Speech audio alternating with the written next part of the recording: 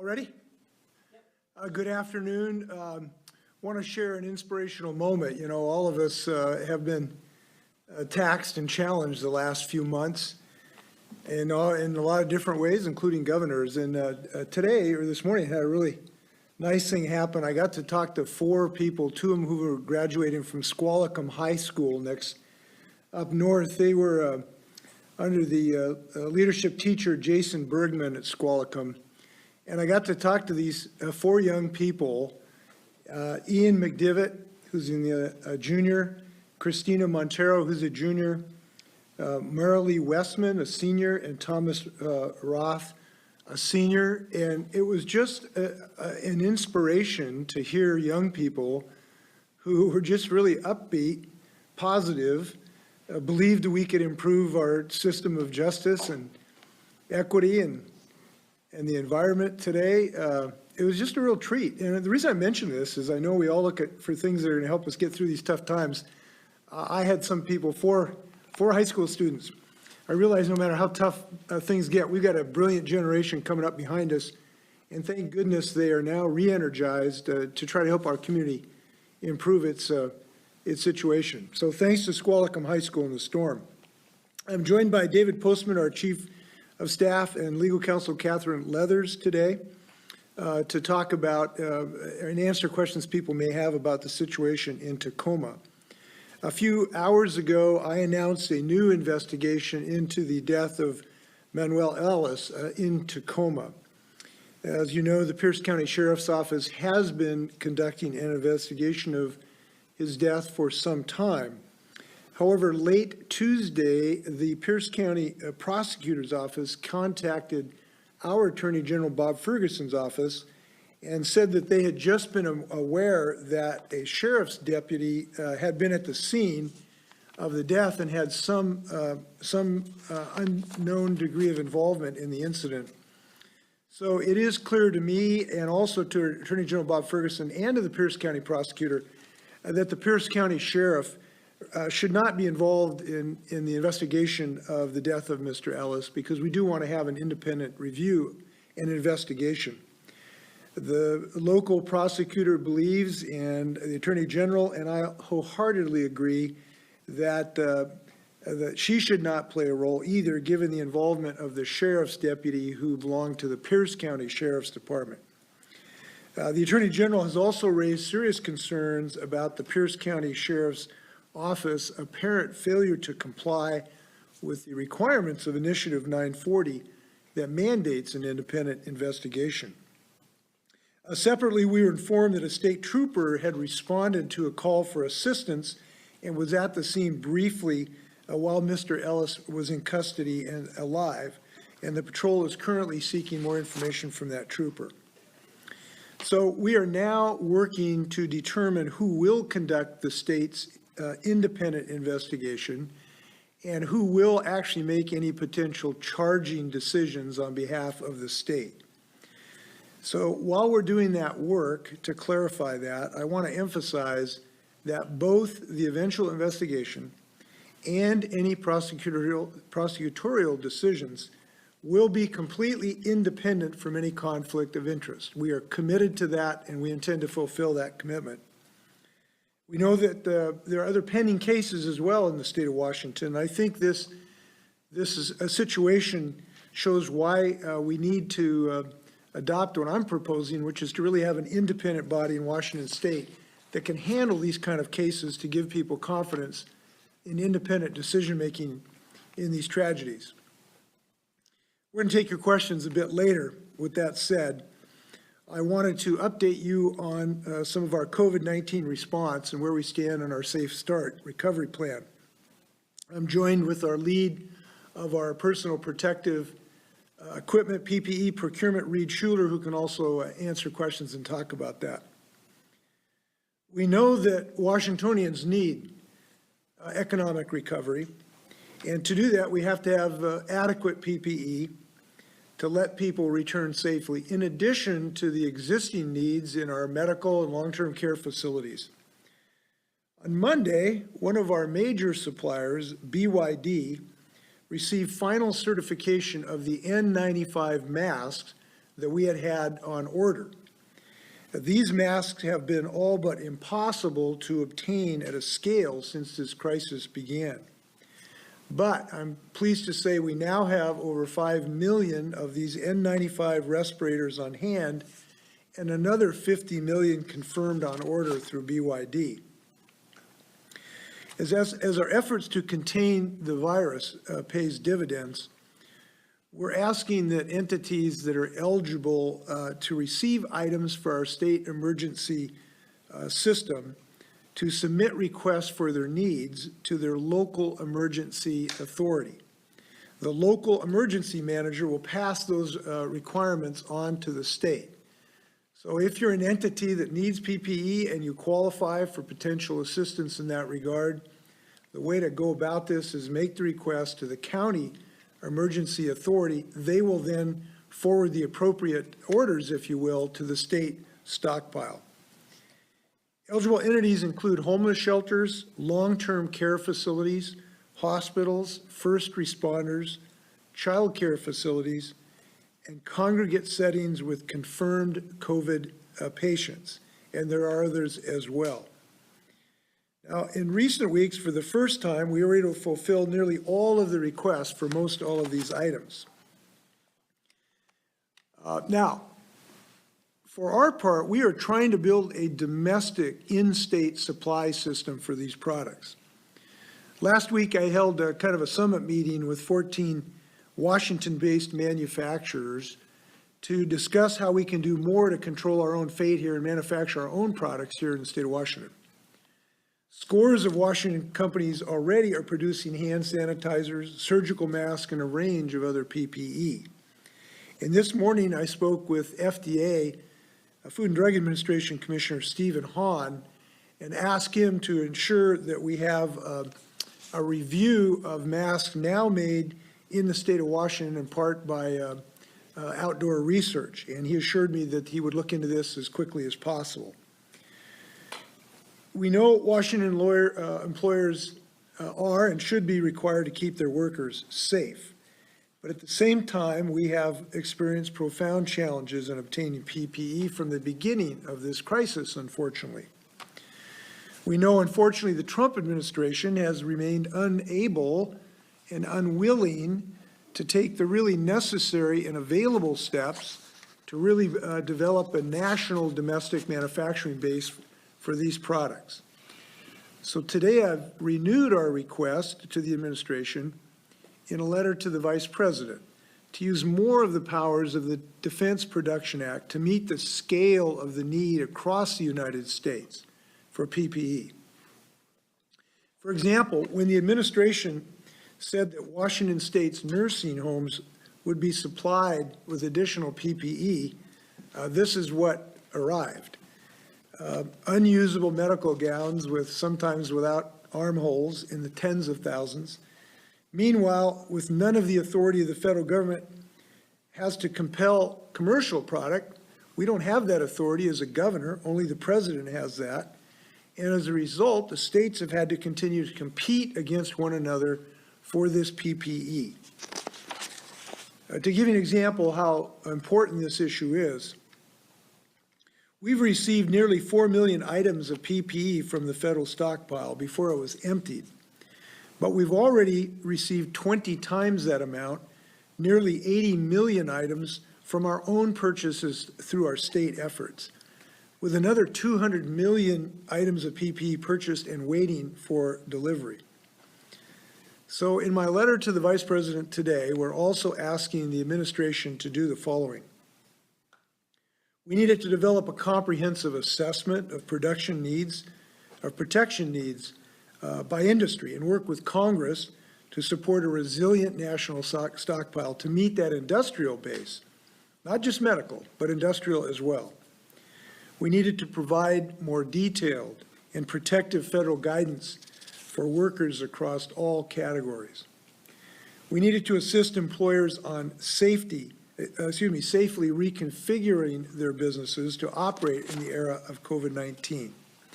And perhaps most obviously important, we needed to replenish and expand the federal stockpile to prepare adequately for a future COVID-19 surge and other potential pandemic outbreaks. Now, these challenges we face are significant, but they're not insurmountable. Our state and this nation can rise to this moment and its obligation to protect our people. But I want to reiterate, we're proud of our state. We tend to argue it's the best state, but we need the federal government to exercise its authority, which is unique in our system of democracy, to really protect our people and our employees. So we need to build a stockpile nationally. We need to have that access to that stockpile, and we need that to be quick. I'd like to talk about an initiative we're starting that I think is really important in our ability to continue to restart our state. I'm pleased to talk about a nonprofit effort in our state that's being unveiled today. This is the Wear a Mask Washington initiative, Wear a Mask Washington initiative. You know, we know it's clear now that wearing a facial covering is one of the easiest and most effective things we can do to protect people, our loved ones, our neighbors, our coworkers, our fellow shoppers from this deadly virus. And that means the more we all wear masks in public, the more we can protect the health of our neighbors. And the faster we can open our businesses. And I think that's something sometimes it's not obvious.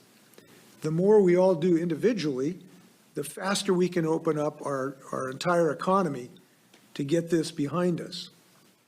So on our end, the state has already made emergency distributions of more than 1 million cloth facial coverings.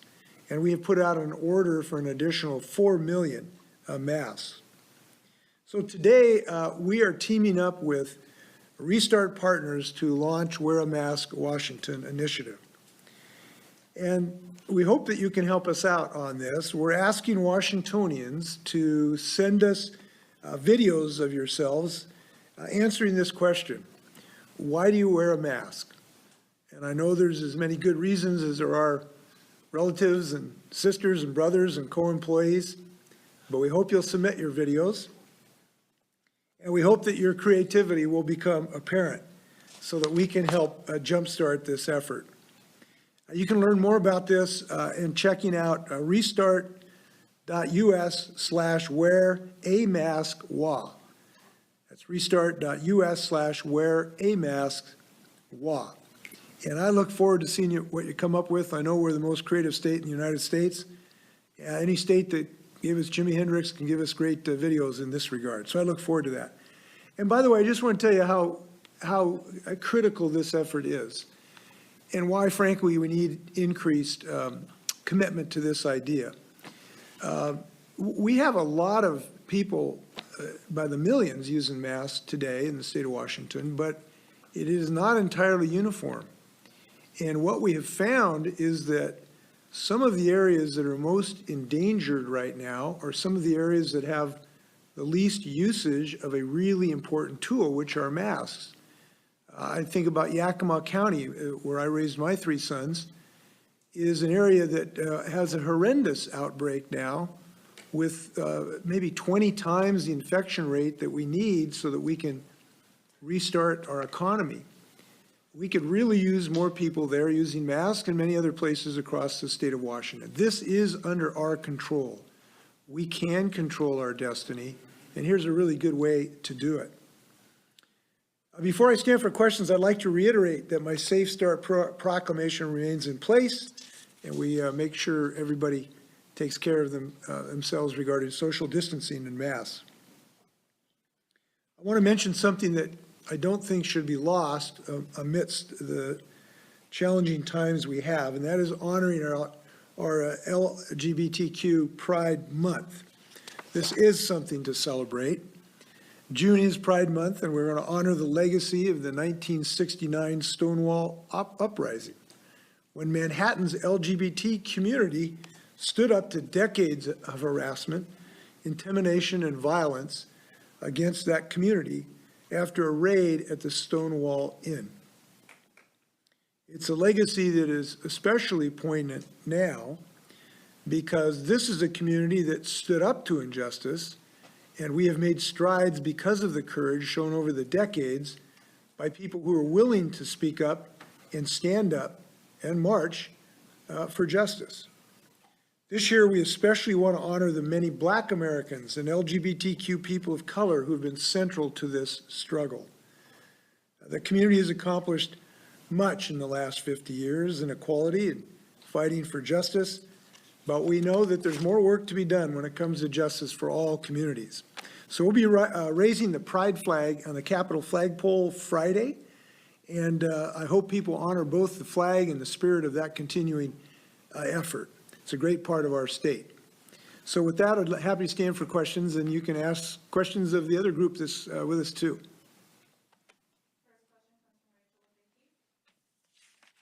Back to the Ellis case, how soon is the independent investigator expected to be named? And then what is the status of the police reform advisory group you announced earlier this week? Have members been appointed to it yet, and when is their first meeting? We have not appointed members. We are working on that as we speak. So we're going to share that with you as soon as we have those members selected. The investigation, you asked a question about the investigation. I promptly forgot it. How soon are you expecting that the independent investigator will be named? It could be hours or days. What our intention was yesterday is to proceed with the Washington State Patrol as the agency, as an independent agency. We want to check, though, because since yesterday morning, we found out that there was a trooper somewhere on the scene that just appeared. We don't think he had any real involvement in the incident other than just being there. But we want to confirm that because we want to assure that whatever investigatory agency we have is truly independent. So we're checking on that. If that's not an impediment, we'll move forward with the State Patrol. If it is, we'll find some other solution to this, because we simply have to guarantee independence and thoroughness to have everything unturned to find out what happened in this incident. Rachel, do you have a follow-up? Thank you. Rachel, Okay. do you have a follow-up? I think we're good. Next question comes from Joe with the Seattle Times. Two questions, Governor. One regarding the Ellis case. Who's going to be making charging decisions on that out of the investigation? And what's the timeline for that completion? And for protective gear, what is the response you've gotten from the federal government recently as you've been asking for more protective equipment? Well, the response has been, in a sense, consistent throughout this challenge, which is just, frankly, a lack of commitment and enthusiasm. It started at the beginning where the president specifically denied my request to use the Defense Production Act. His statement that he didn't want to be a sale clerk or a supply clerk.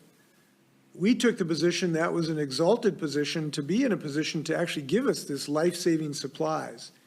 And ever since then, we've just been dragging them to try to be more aggressive on this. Now, they have provided us, as I've indicated, some PPE, but it is grossly inadequate to the national needs. I don't know exactly what they've done regarding this, but I know that it has not been adequate, and it has been consistent with the president's continued efforts to downplay the seriousness of this virus.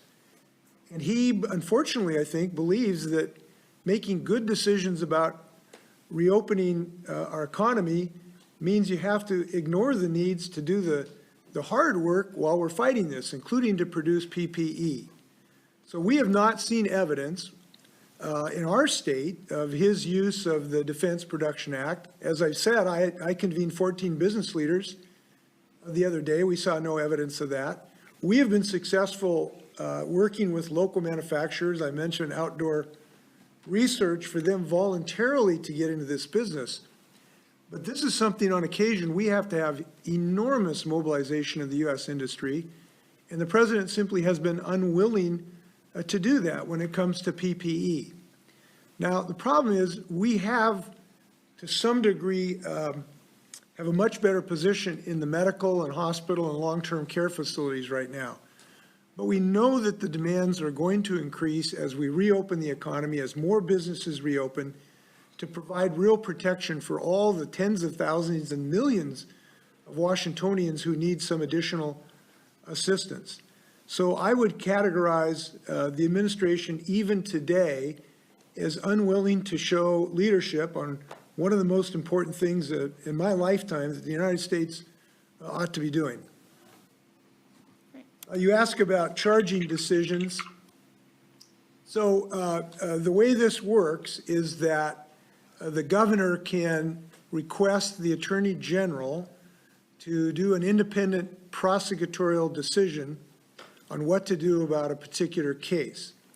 So our intention was to ask the Attorney General to do that following any decision by the Pierce County prosecutor. She now has basically said she will not be making any decision in that regard because of a lack of independence given the potential participation of the sheriff's deputy.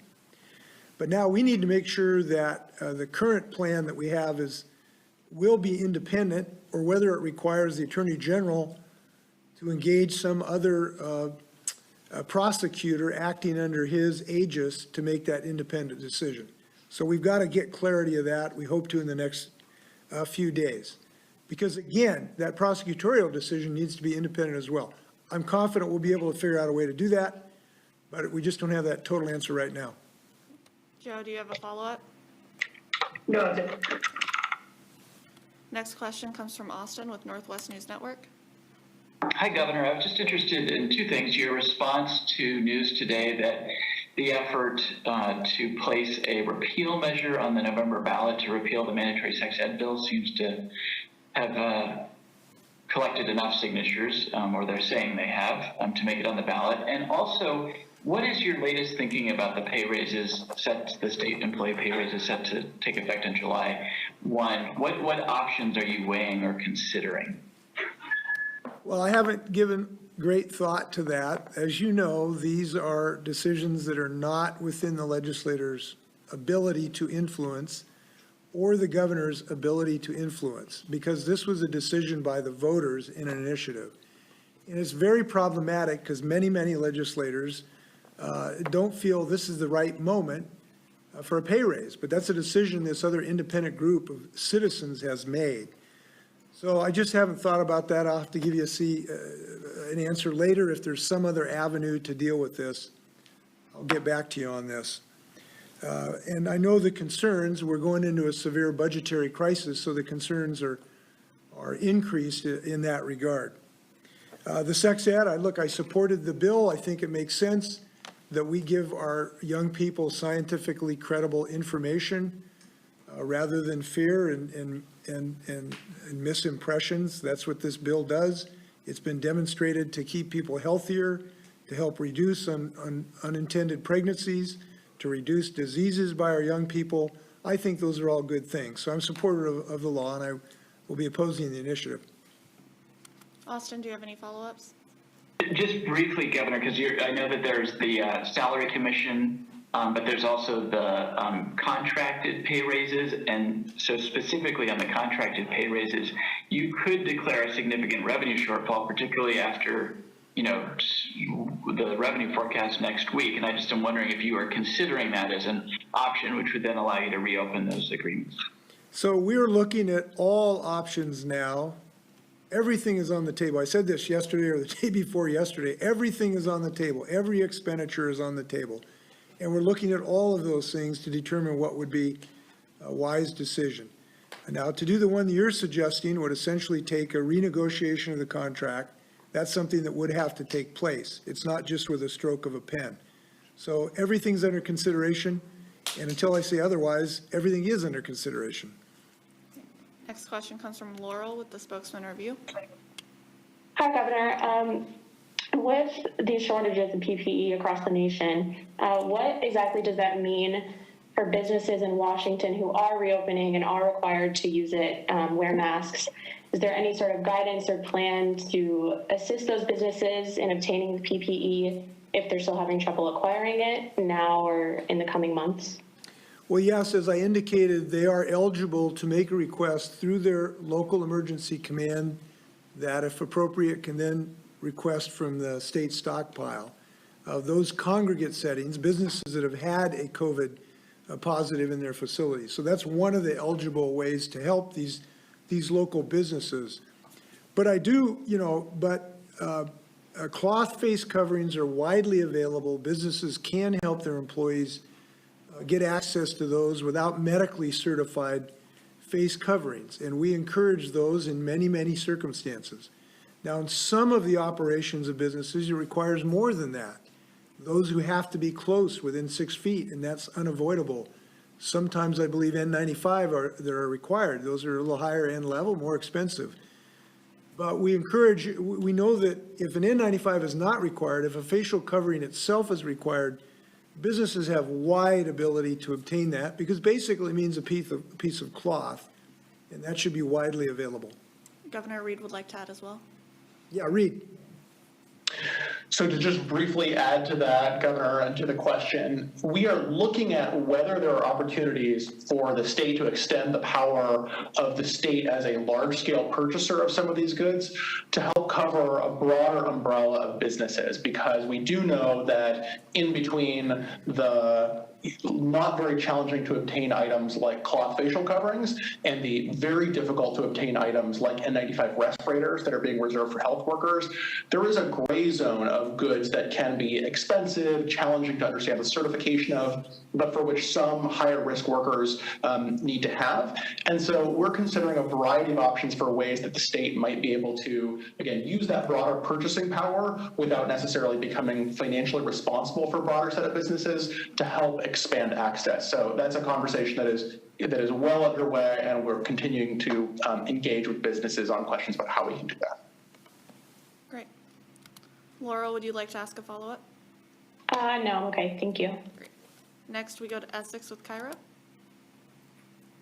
Yes, Governor, on the Ellis investigation, are you willing to extend this same model to other investigations that might come up? Unfortunately, there could be a person who dies at the hands of police at any time. Would you now use this same investigation model should that come up in the near future?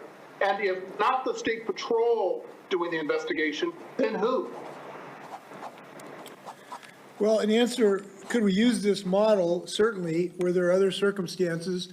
The concern in this case was that the city of Tacoma police personnel were involved, and people did not have confidence that it was truly independent to have the sheriff's department from the immediate county do the investigation. That was the concern. I think those concerns could continue in other incidences, so you'd have to find a different geographical prosecutor or investigator to do that kind of work. Now, so yes, that could be done. And again, this whole incident, I think, buttresses what I said a couple days ago, which we really need an independent, state-based investigatory system of police misconduct. Because I'm afraid that as long as we just depend on geographically close police departments, they will not have the confidence of the public as being truly independent. Now, Initiative 940 helped in this regard because it did require an independent investigation. But that independence was, in a sense, not defined, and obviously, we have not been able to achieve that. And so having a state system of investigation, I believe, is necessary. And we will be working with the community, certainly the Black community and other communities of color and law enforcement as well, to figure out what that state-based investigatory unit should look like. Could it be a division of the State Patrol? Should it be a standalone agency? Should it be part of the Attorney General's office? Those are questions we'll be listening to people's ideas to make sure we make the right decision. And I'm going to heartily urge the legislators that this is an investment that is well worth it to get people's confidence in this situation. Your question about, you asked who could do, did you ask about the Attorney General? I can't read my notes here, Essex. What was your other question? I was asking, if the State Patrol can't do this investigation, then who? And would also add your thoughts now toward the Ellis family, which had called for a very independent investigation, even last week, and only now are we getting to this point. Governor, could I address that? Yeah, go ahead, David. Essex, a couple of things. One, we're not yet sure what will happen with the State Patrol on this. It's a big organization. Maybe if there is a potential conflict, we may be able to screen for it. The important thing, both in terms of the investigative part as well as the prosecutorial review part, is to now do a very stringent conflict review to make sure there aren't any. If there are, to figure out whether they're curable by screening certain parts of an organization. If not, then we have to look for an independent way to do this. We have the potential to reach into other jurisdictions. You can hire the AG could hire a special counsel who could oversee it. So we have a lot of options. Well, not a lot of options. We have some options, but we're not giving up yet on the State Patrol. We want to figure that out. And we have been talking to the family's attorney through this since this first came to our attention late yesterday, and we had several good conversations during the day today with him about this to try to assure the family that they are getting what they wanted. You're absolutely right. They have called for this. I had a long conversation over an hour with members of the Tacoma Action Collective on the front steps of the Ledge building the other day, and they reached Mr. Ellis's sister on the phone. We spoke a little bit, and their attorney, Mr. Bible, and we talked about a lot of this. At that time, none of us, though, knew of the sheriff's deputy's involvement. That came out yesterday afternoon. I will say that it was the Tacoma Action Collective who mentioned to me that a State Patrol person had responded. That was the first that had ever come to me, and it turned out that it was the first many people knew about it. And so the chief of the State Patrol, John Batiste, quickly reached out to that trooper and is asking for a report. We don't believe that trooper was interviewed as part of the sheriff's investigation. So we hope the family is now getting what they've asked for. We understand that they had asked for that earlier, and not knowing what we know now about the state of the sheriff's investigation, we thought we could do this with a review, as the governor has said, which would fill in every possible gap. But now it's fatally flawed, and there's, as the prosecutor herself said, conflict of interest that can't be resolved there. And so both pieces of this are definitely going to be done outside of Pierce County. That much we know. If I can add something to this, I'm very confident we are going to figure out a way to have a very independent, professional, thorough investigation and a very independent prosecutorial decision. And I think what David said as far as flaws, these are things that can be overcome and will be overcome, because it's absolutely vital that we do this. You can't overstate how important this is in any case, but particularly now. This family deserves independence, and the state does as well. Essex, would you like to ask a follow-up? Thank you. Appreciate it, Governor. Next question comes from Jim with the News Tribune. Governor, on the Ellis case, why did it take so long for it to be known that a sheriff's deputy was at the scene? And do you believe that the Pierce County Sheriff should resign? I don't get involved in local decisions like that. I don't know why this was not revealed. I must say it's surprising to me. I don't know what the circumstances are. It would have been helpful had that happened earlier so that we could have gotten this investigation independently going earlier, but I don't know what the circumstances were. Governor Postman would like to answer. Yeah, David? I can tell you at least what we do know about it. We don't know why it wasn't known earlier. What we do know is that late yesterday, the sheriff spoke to the prosecutor. It was about 3:30 yesterday afternoon, and said that he had just learned that personnel from his department had been at the scene and may have had some level of involvement. Don't know why that was news to him. It was news to the prosecutor, even though they've been, involved. Nobody bothered to tell her that, which obviously did create this incurable conflict for them. I think the Attorney General today in his statement raised some very good questions about that, and said that it appears that the Sheriff's Department violated parts of 940 and that, as Attorney General said, they will have to answer for that failure. So we don't know the inner workings of what happened and what didn't happen and why it happened when it did. And what we're going to focus on now is making sure the independent investigation happens as quickly as possible. There is a delay here, which I think is a great burden. But we hope to be able to find out more about what happened internally as well. And to your earlier question, there are other cases. There already are other cases pending. And we are going to have to look at what mechanisms we can use. Great. Jim, would you like to ask a follow-up? It's just a question about the patrol. Mr. Postman, you mentioned when you found out that a trooper was present. I guess the question is, why didn't the patrol inform the governor earlier about that? The chief didn't know either, so we don't know that. But like I said, he is following up and asking the trooper to prepare a report on the details. What I've been told about this, and I haven't spoken to the trooper directly, it was a very quick interaction. There was a radio call for any assistance nearby. 2 troopers began to respond.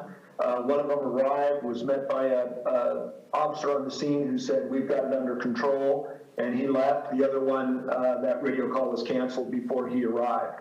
So we're really going to have the patrol leadership talk to that trooper to get all the details of that. We don't have that now. If I could But add, the chief did not know about it when I called him. and that's not surprising because the State Patrol has not been investigating this to date. So it's not surprising that that was not known to the chief. It is a little surprising why that was not apparently reported or discovered by the sheriff's investigation. And why that is seems to be surprising. And what you're witnessing is an effort by us to make this right. And it's not acceptable to us to have an investigation that is in any way flawed. So we're going to make it right. Next question comes from Keith with Como. Governor, I'd like to ask you about what's going on in Seattle. There's this thing called the Capitol Hill Autonomous Zone. What's your thought on that? The fact that the protesters have taken that over and not allowing people to come and go freely? And I have regarding the National Guard.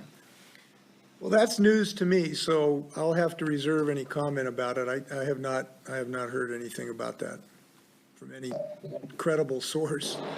Not that you're not credible, it's just like, before I espouse an opinion, I should know of which I speak. Keith, you mentioned having a follow-up.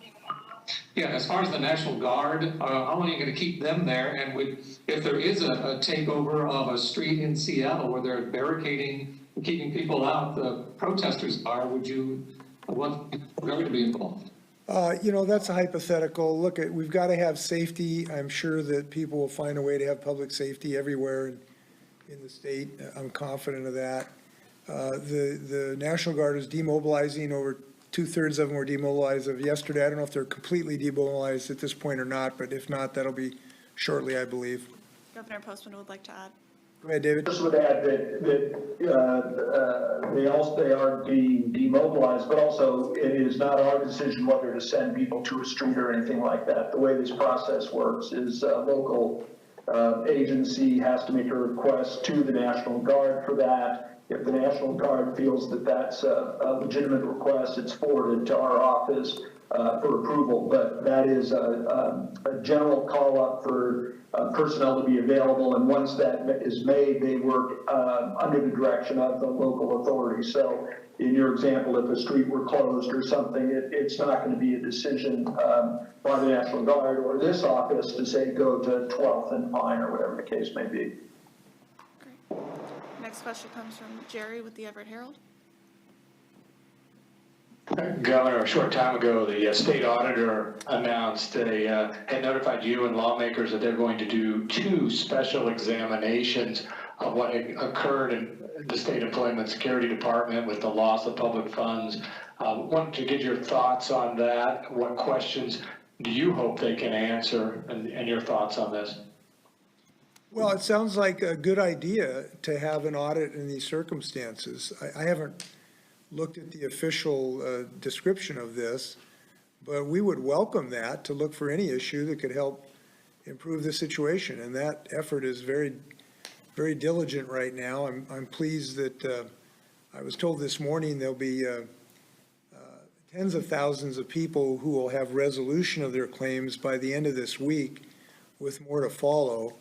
And the department is doing, and I believe Commissioner Levine will have more to say about this, a whole host of issues to try to simultaneously root out the crime that's happening nationally. As we know, we're not the only state. There's other states that have been attacked with millions of dollars of losses, while also try to accelerate resolution of these claims.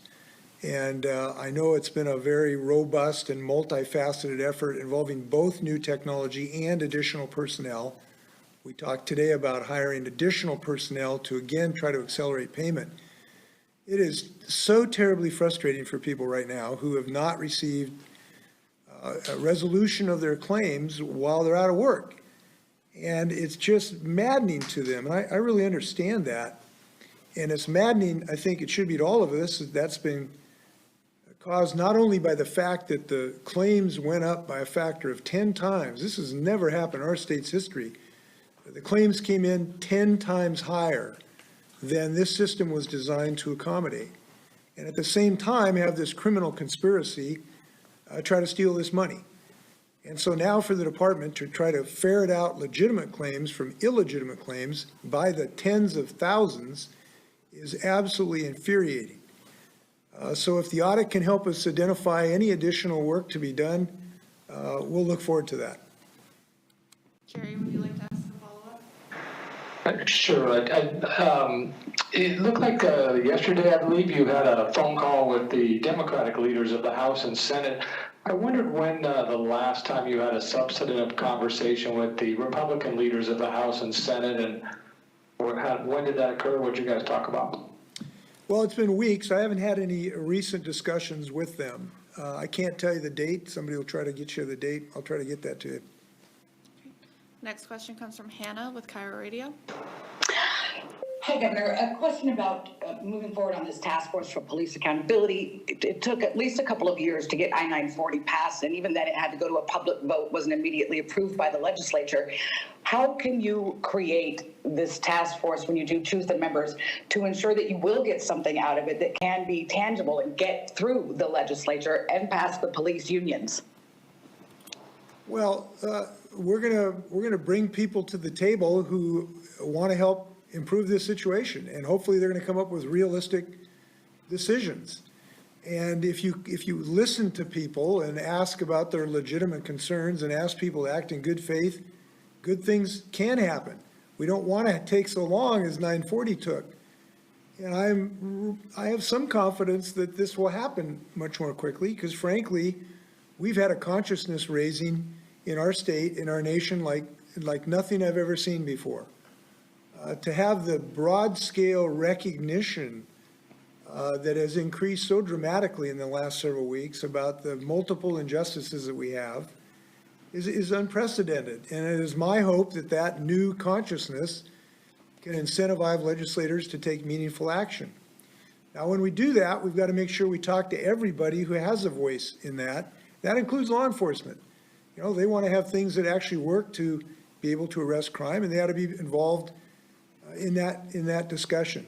So I guess what I'm saying is, looking at the demand and the thirst for justice and the outrage at what has happened, I believe there can be a center of gravity that can do some good things. I've announced several of them that I know we need to move forward with, and I know others will have ideas as well. Last question. Hannah, would you like to ask a follow-up? Just specifically as it regards to police unions, the independent investigations that you're describing that you'd like to see, that has been a particular stumbling block for them. Do you have any ideas of your own on how to get that past the police unions? Yes, we get the votes in the House and the Senate, and we listen to everybody and then pass meaningful way of developing an independent system. I actually, you may have a different read on this, but I actually don't believe that's the most challenging situation here. Look, we all ought to be looking at an independent review authority that is not tainted and has credibility and trust of virtually everyone. What we have found in the Tacoma as example is that large parts of the community, and certainly the family, has concerns about having a sheriff's department be considered wholly independent from a city police department in their own county. And the lack of that credibility stems from the fact that these police agencies do work closely together when they are so closely aligned. I don't think it's unfair or too much to ask to solve that kind of problem. And that's a solvable problem. We ought to be able to have a state agency of one nature or another to be able to do this. The legislature ought to be able to fund it, given the enormous desire for justice that we've demonstrated now in Washington State. So this is a solvable problem. I don't believe that this should be a serious concern by law enforcement or otherwise. They ought to want an independent examination too. I'm actually fairly confident about being able to move this ball. Final question comes from Bridget with the Wenatchee World. Hi, Governor. I have two questions. Chelan and Douglas counties have applied to move to phase 1.5. Do you know the status of that application? And also, do you think that the state and agriculture companies are doing enough to protect ag workers? If not, what more should be done? The Chelan, Douglas, those are under review. I know the health department is looking at them. I know that they're looking at, with interest at this. They would frankly like to see movement, but there are considerations that I believe they're looking at about whether we actually do have adequate protections for agricultural workers. Do we have adequate testing in those facilities where we have had outbreaks? There also needs to be confident that we have the full measures of protection we need, for instance, in using masks. Are people there using masks enough to give us confidence that if we do reopen stores, we're not going to see a large uptick in cases? So I think they're looking at those issues. I believe they'll be talking to some of the leadership in the next day or two about those issues. Bridget, would you like to ask a follow-up? My second question was, do you think that the state and agriculture companies are doing enough to protect ag workers? Well, we think there's almost always more that can be done. We know that there's been concern expressed about having adequate PPE. That's why we have been so intentional trying to increase our stock and supplies. I do believe that the rules that we have propounded strike the right balance to protect workers while still allowing the industries to continue, but they need to be followed. We do believe that we need more testing on a more regular basis of people, particularly in congregate settings in the agricultural industry.